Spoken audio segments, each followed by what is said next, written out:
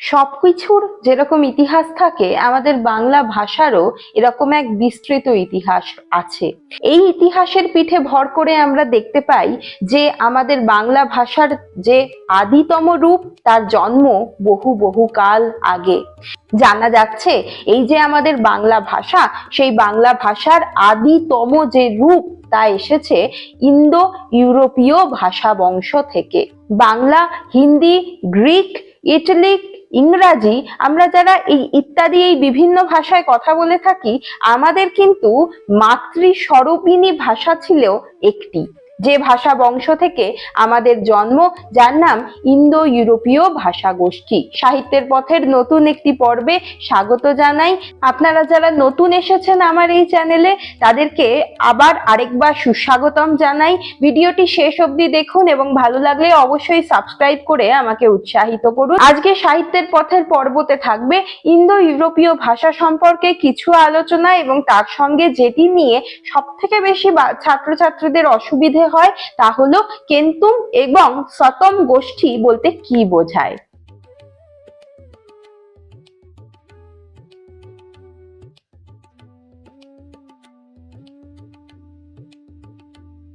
প্রাচীনকালে মানুষ যখন একই জায়গায় অনেকে বসবাস করত, তাদের মধ্যে বিভিন্ন রকম কারণে ভাষাগত কিছু পার্থক্য লক্ষ্য করা গিয়েছিল। এইভাবেই আমাদের পৃথিবীর প্রায় 4000-এর উপরের ভাষাকে মোটামুটি ভাবে ওই 12টি ভাগে বা 12টি মূল ভাষা গোষ্ঠীতে ভাগ করা হয়েছে। তার মধ্যে অন্যতম এবং প্রধানতম একটি ভাষা গোষ্ঠীর নাম হলো ইন্দো ইউরোপীয় ভাষা গোষ্ঠী, যেখান থেকেই আমাদের দেশের বিভিন্ন ভাষা, বাংলা, হিন্দি, সংস্কৃত ইত্যাদি ভাষার আগমন ঘটেছে। ইন্দো ইউরোপীয় ভাষা গোষ্ঠী, এই কটি যে ভাষা গোষ্ঠীর কথা আমি বললাম, তার মধ্যে অন্যতম শ্রেষ্ঠ, কারণ বলা যেতে পারে এই ভাষা গোষ্ঠী থেকে আগত যে ভাষাগুলি, তার মাধ্যমেই আমাদের পৃথিবীর বিভিন্ন অঞ্চল, বিভিন্ন দেশ ভীষণভাবে সমৃদ্ধ হয়েছিল। এবং এই যে ভাষা গোষ্ঠী, ইন্দো ইউরোপীয় ভাষা গোষ্ঠী, এর ঠিক যথার্থ সময়কাল ঠিকভাবে পাওয়া যায় না। কোথা থেকে এরা এসেছিল, এরা ঠিক কারা ছিল, সেই সম্পর্কেও আজ অবধি খুব নিখুঁত তথ্য পাওয়া যায়নি। এবং এই ইন্দো ইউরোপীয় ভাষা বংশের যে প্রাচীনতম নিদর্শন, সেখানে অনেকে সংস্কৃত ভাষা বা প্রাচীন বেদকে তুলনা করেছেন বা এনেছেন, বলেছেন অনেকে যে সেটি সম্ভবত প্রাচীনতম নিদর্শন, কিন্তু পরবর্তীকালে জানা যাচ্ছে যে এর আগেও অনেক প্রাচীনতম সাহিত্যের উদাহরণ পাওয়া যাচ্ছে। তাই ঠিক যথার্থ কোনো নিদর্শন এই ভাষা গোষ্ঠীর, একদম প্রাচীন যে নিদর্শন, তা আমরা পাইনি। কিন্তু তা সত্ত্বেও ইন্দো ইউরোপীয় ভাষা থেকেই আমাদের ভাষাগুলির পরবর্তীকালে জন্ম হয়েছে, এটা আমরা সঠিকভাবে জানতে পারি। তবে ইন্দো ইউরোপীয় ভাষা যে বংশ, সেই ভাষা বংশের যারা আদি মানে যারা এই ভাষায় হয়তো কথা বলতেন, প্রাচীনতম ভাষায়, তারা যে আর্য ছিলেন সেটা কিন্তু সকলেই মেনে নিয়েছেন। বলা হয় এই আর্যরা, তাদের বাসস্থান ছিল মূলত ইন্দো ইউরোপীয় ভাষাভাষীদের, অর্থাৎ আর্যদের আদি বাসস্থান ছিল মূলত মধ্য ইউরোপ, এবং অন্য অনেকে বলেন যে দক্ষিণ রাশিয়ার উরাল পর্বতের পাদদেশে এদের প্রাচীনতম বসতি ছিল। এবং এরা পরবর্তীকালে, এই আর্যরা আমাদের ভারতবর্ষ তথা বিভিন্ন দেশে, এরা তো যাযাবর ছিল আমরা জানি, এদের যখন আগমন ঘটলো, আগমন ঘটার সঙ্গে সঙ্গে নিয়ে এলো তাদের সেই ভাষাকে। সেই ভাষা, আমাদের যে ভাষা, এখানে নিশ্চয়ই কোনো ভাষা, কোনো মত বিনিময়ের নিশ্চয়ই কোনো অংশ ছিল, সেই ভাষার সঙ্গে একত্রিত হয়ে গিয়ে নতুন নবতম ভাষার জন্ম হয়েছিল।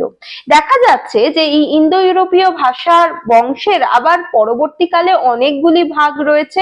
তার মধ্যে ইন্দো ইরানীয় যে ভাষা গোষ্ঠী, সেখান থেকেই আমাদের ভারতীয় বা আমাদের বাংলা ভাষার ঠিক যথার্থ জন্ম হচ্ছে। যেরকম ইন্দো ইরানীয় ভাষা গোষ্ঠীর কথা বললাম, সেরকম দেখা যাচ্ছে এই ইন্দো ইউরোপীয় ভাষা গোষ্ঠীর অনেকগুলি ভাগ হয়ে গিয়েছিল। আর্যরা তাদের ভাষা নিয়ে এইখানে ঢুকেছিল, বা অন্যান্য দেশে যখনই ঢুকেছিল, সেখানকার ভাষার সঙ্গে তাদের ভাষা একত্রিত হয়ে গিয়ে যে আরো নতুন নতুন ভাষা গোষ্ঠীর জন্ম হয়, তার মধ্যে অন্যতম যেগুলি ছিল তা হলো ইন্দো ইরানীয়, বাল্টো স্লাভিক, আলবেনীয়, আর্মানীয়, গ্রিক ইটালিক, জার্মানিক, কেল্টিক এবং হিত্তীয় ভাষা। আর এই ইন্দো ইউরোপীয় ভাষা গোষ্ঠী যে, সেই ভাষা গোষ্ঠীর প্রাচীনতম কয়েকটি ভাষার কথা জানা যাচ্ছে, যে ভাষাগুলি হচ্ছে গ্রিক, সংস্কৃত, আবেস্তীয়, ইটালিক এবং জার্মানিক। তবে এই ইন্দো ইউরোপীয় ভাষা গোষ্ঠীর নাম ইন্দো ইউরোপীয় কেন হয়েছিল সেই বিষয়ে খানিকটা প্রশ্ন থেকে যায়।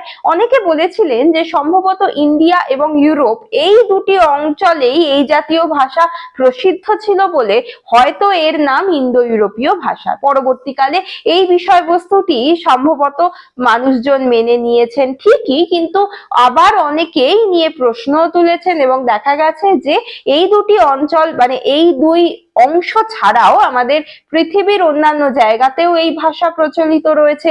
সেক্ষেত্রে কেন ইন্দো ইউরোপীয় নামকরণ হলো? অনেকে আবার একে আর্য ভাষা বংশ বলেছেন, কিন্তু সেটিও পরবর্তীকালে মেনে নেওয়া যায়নি।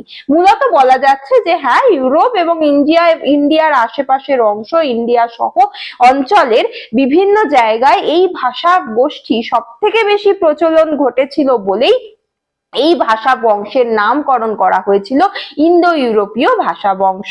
এবার আমি যেটা বললাম যে ইন্দো ইউরোপীয় ভাষা বংশের অনেকগুলি ভাগ পরবর্তীকালে হয়ে যায়। তার মধ্যে প্রধান যে ভাগটি যেখান থেকে আমাদের ভাষার জন্ম হচ্ছে তা হচ্ছে ইন্দো ইরানীয় ভাষা বংশ। ইন্দো ইরানীয় ভাষা বংশের দুটি ভাগ দুদিকে চলে গিয়েছিল। ইন্দো ইউরোপীয় ভাষা বংশ থেকে যে ভাগটি একদিকে চলে যাচ্ছে ইন্ডিয়ার দিকে, অর্থাৎ আমাদের দেশে যে ভাগ এসে পৌঁছচ্ছে, এবং অপরদিকে দেখা যাচ্ছে ইরানের দিকে একটি অংশ চলে যাচ্ছে। ইরানে যে ভাষা গোষ্ঠী মানে ওই মূল ভাষা বংশের যে গোষ্ঠী গিয়ে উপস্থিত হচ্ছে, সেইখানে দেখা যাচ্ছে যে তাদের প্রাচীনতম যে ভাষার জন্ম হচ্ছে তা হচ্ছে আবেস্তীয় এবং প্রাচীন পারসিক। এবং ইন্ডিয়ার দিকে ইন্দো ইরানীয় ভাষা গোষ্ঠীর যে অংশটি ঢুকছে সেখান থেকেই আমাদের যে ভারতীয় আর্য ভাষা সেটির সূত্রপাত ঘটছে, অর্থাৎ প্রাচীন ভারতীয় আর্য ভাষা, মধ্য ভারতীয় আর্য ভাষা এবং নব্য ভারতীয় আর্য ভাষা। প্রাচীন ভারতীয় আর্য ভাষা থেকেই মূলত বলা যেতে পারে আমাদের দেশের ভাষার সূত্রপাত যথাযথভাবে ঘটছে, কারণ কোনো নিদর্শন এক্ষেত্রে পাওয়া যাচ্ছে। দেখা যাচ্ছে প্রাচীন ভারতীয় আর্য ভাষার যে নিদর্শন আমরা পাই, অর্থাৎ খ্রিস্টপূর্বাব্দ 1500 এই সময়কালটাতে বেদকে বলা হচ্ছে প্রাচীন ভারতীয় আর্য ভাষার প্রথম এবং প্রধান নিদর্শন। তার পরবর্তীকালে মধ্য ভারতীয় আর্য ভাষা এবং শেষে গিয়ে নব্য ভারতীয় আর্য ভাষা, অর্থাৎ যেখান থেকে আমাদের যে আজকের ভাষা তার জন্ম হচ্ছে। এবার আসি এই যে ইন্দো ইউরোপীয় আর্য ভাষা, সেই ইন্দো ইউরোপীয় আর্য ভাষা সম্পর্কে আর আমরা কি জানতে পারি। আমি আগেই বলেছি যে ইন্দো ইউরোপীয় আর্য ভাষার আবার অনেকগুলি ভাগ রয়েছে, যার মধ্যে ইন্দো ইরানীয় একটি অন্যতম ভাগ। এবার এই যে 10টি ভাগের কথা আমি বললাম, অর্থাৎ ইন্দো ইরানীয় থেকে হিত্তীয় অবধি এই যে ভাগগুলি, এগুলিকে আবার ইন্দো ইউরোপীয় আর্য ভাষায় কিছু মানে পরবর্তীকালে ভাষাচার্যরা বিভক্ত করছেন। কিরকম? দেখা যাচ্ছে এই যে ইন্দো ইউরোপীয় ভাষা বংশ, তার মধ্যে উচ্চারণের কিছু পার্থক্য ছিল। একদল ভাষা গোষ্ঠী যাদের উচ্চারণ একরকম ছিল, আরেক দলের একটু অন্যরকম ছিল। এই যে উচ্চারণের প্রকারভেদ, সম্ভবতই এটি স্বাভাবিক, কারণ উচ্চারণের প্রকারভেদের কারণে আমাদের পৃথিবীর বিভিন্ন ভাষার এইভাবেই জন্ম হয়েছে। যাই হোক, এই যে উচ্চারণের যে প্রকারভেদ, সেই উচ্চারণের প্রকারভেদের কথা মাথায় রেখে দেখা যাচ্ছে যে দু রকমের ভাগ করা হচ্ছে ইন্দো ইউরোপীয় অর্থাৎ যে প্রাচীন ভাষা বংশ তাকে। এই দুটি ভাগকে বলা হচ্ছে কেন্তুম এবং সাকাম।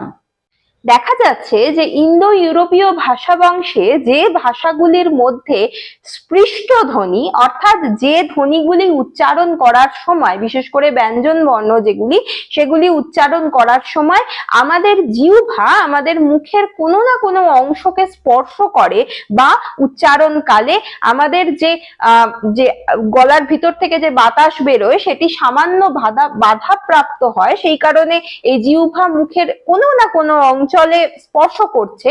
এই যে স্পৃষ্ট ধ্বনিগুলি, এই স্পৃষ্ট ধ্বনিগুলি পরবর্তীকালে শীষ জাতীয় ধ্বনিতে পরিবর্তিত হয়ে গিয়েছিল। এবার তখনকার উদাহরণ তো এখন কোনোভাবেই পাওয়া যায় না। শীষ জাতীয় ধ্বনি মানে হলো তালব্য স, মূর্ধন্য স, দন্ত স, অর্থাৎ উচ্চারণের সময় দেখতে পাওয়া যাচ্ছে যে ধ্বনিগুলি আমাদের মুখের বিভিন্ন জায়গাকে স্পর্শ করে ঘর্ষণের মাধ্যমে প্রকাশিত হচ্ছে, তার প্রত্যেকটি উচ্চারণের ক্ষেত্রে স এর ব্যবহার লক্ষ্য করা যাচ্ছে। তাদের বলা হচ্ছে শতম শ্রেণীর বা শতম গুচ্ছের অন্তর্ভুক্ত। অদ্ভুতভাবে আমাদের যে ইন্দো ইরানীয় গোষ্ঠী, যেখান থেকে আমাদের ভাষার জন্ম, সেটিও কিন্তু শতম শ্রেণীর অন্তর্ভুক্ত। অপরদিকে থাকছে কে? অপরদিকে থাকছে কেন্তুম।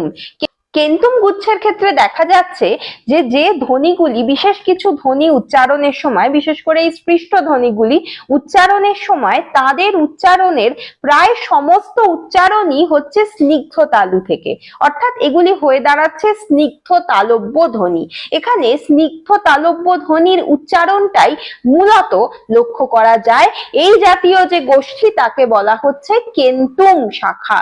এবার শতম শাখায় যে গোষ্ঠীগুলি মানে যে ভাষা বংশগুলি থাকছে সেগুলি হচ্ছে আবেস্তীয়, সংস্কৃত, লিথুয়ানীয় এবং বুলগেরীয়। এগুলিকে শতম শাখার মধ্যে রাখা হয়েছে এই জাতীয় ভাষাকে। এই জাতীয় ভাষার উচ্চারণের ক্ষেত্রে এই স এর ব্যবহার বা এই শীষের ব্যবহার লক্ষ্য করা যাচ্ছে। অপরদিকে দেখতে পাওয়া যাচ্ছে কেন্তুমে রয়েছে ল্যাটিন, গ্রিক, প্রাচীন আইরিশ, গথিক, ইংরাজি, ওয়েলস এবং তোখারীয় জাতীয় শ্রেণী। এবার এইখানের এই যে ভাষাগুলি, সেখানে স্নিগ্ধ তালুর ব্যবহার উচ্চারণের ক্ষেত্রে লক্ষ্য করা যাচ্ছে। এইভাবে ইন্দো ইউরোপীয় ভাষার ভাষা গোষ্ঠীগুলিকে দুটি শ্রেণীতে বিভক্ত করা হয়েছিল বলে আমরা জানতে পারি। ইন্দো ইউরোপীয় নিয়ে আর এর থেকে বেশি খুব একটা আলোচনা করার কিছু নেই। এর পরবর্তী একটি পর্বে আমরা আস্তে আস্তে কিভাবে বাংলা ভাষা এসে পৌঁছচ্ছে, অর্থাৎ ইন্দো ইরানীয়র পরে কিভাবে প্রাচীন যে আর্য ভাষা, সেখান থেকে কি করে বাংলা ভাষার উৎপত্তি হচ্ছে, সেটা নিয়ে পড়বো। আরো একটি পর্বে দেখা হবে। আজ এই পর্যন্তই। ভালো লাগলে লাইক করবেন, সাবস্ক্রাইব করবেন, শেয়ার করবেন, একটু উৎসাহিত হব, আর কিছুই না। ভালো লাগলে সঙ্গে থাকবেন। ধন্যবাদ।